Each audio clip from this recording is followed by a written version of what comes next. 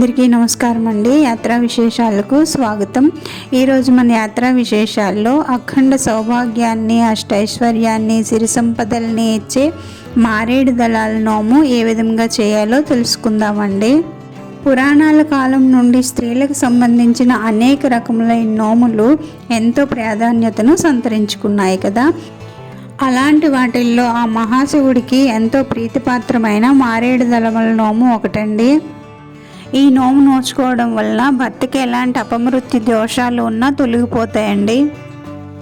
ఈ నోముకి ఎక్కువగా ఖర్చు కానీ ఎలాంటి ఉపవాస నియమాలు కానీ పెద్దగా ఏమీ చేయనవసరం లేదండి.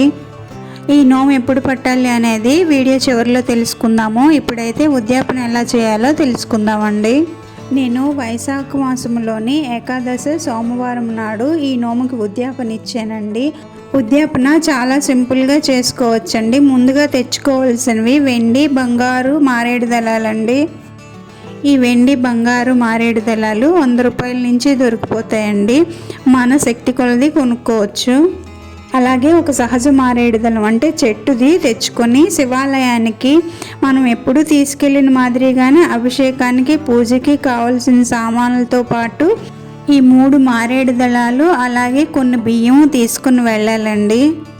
అయితే మనము గర్భగుడి లోపలికి వెళ్ళి మన చేతులతో పూజ చేసుకోగలిగే శివాలయానికే వెళ్ళాలండి. ముందుగా స్వామివారికి దీపారాధన చేసుకొని ఆ తర్వాత విఘ్నేశ్వరుడికి దీపారాధన చేసి చక్కగా పూజ చేసి పూలమాలతో అలంకరించి నైవేద్యం సమర్పించుకోవాలండి. ఆ తర్వాత పార్వతీదేవి దగ్గర కూడా దీపారాధన చేసుకొని చక్కగా పూజ చేసుకోవాలి. ఇవన్నీ చేసే అవకాశం లేనప్పుడు ఒక స్వామివారికి పూజ చేసుకున్నా సరిపోతుందండి. ఆ తర్వాత స్వామివారికి జలంతో శుభ్రం చేసుకోవాలి. మనం తీసుకెళ్ళిన పూజా సామాన్లన్నిటితో చక్కగా స్వామివారికి అభిషేకం చేసుకోవాలి. ఇప్పుడు మనం తీసుకెళ్ళిన బియ్యంలో ఒక దోసెడు బియ్యం తీసుకొని పైన బంగారు మారేడు దళాన్ని పెట్టి స్వామివారికి అభిషేకం చేయాలండి, వీడియోలో చూపిస్తున్నట్టుగా. ఇప్పుడు మళ్ళీ ఇంకో దోసెడు బియ్యం తీసుకొని వెండి మారేడు దళాన్ని అలంకరించి స్వామివారికి అభిషేకం చేయాలి. ఇప్పుడు మూడోసారి ఇంకో దోసెడు బియ్యం తీసుకొని సహజ మారేడు దళాన్ని పెట్టి స్వామివారికి అభిషేకం చేయాలండి.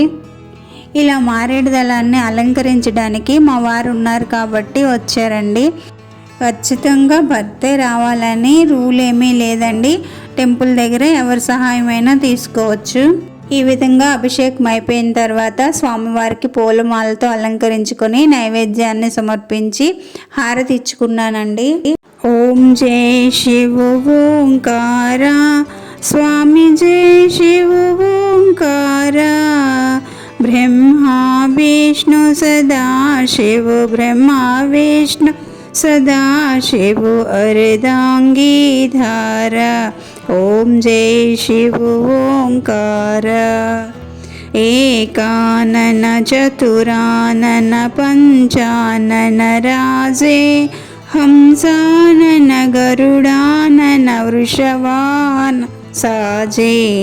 ఓం జై శివ ఓంకార.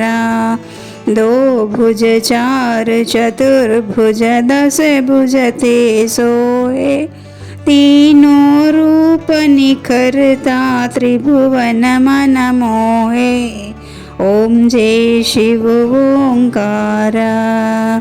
अक्षमाला वनमाला मुंडमाला धारे, मृगमदचन दासो हे भोले शुभकारी. ओम जय शिव ओंकार. श्वेतांबर पीतांबर भागंबर अंगे, ब्रह्मादिक सनकादिक भूतादिक संगे. ओम जय शिव ओंकार. कर में श्रेष्ठ कमंडल चक्र त्रिशूलाधरता, जग करता जग हरता जग पालन करता. ओम जय शिव ओंकार. ब्रह्मा विष्णु सदा शिव कानन अविवेका, प्रणवाक्षर के मध्य तीनों एका. ओम जय शिव ओंकार.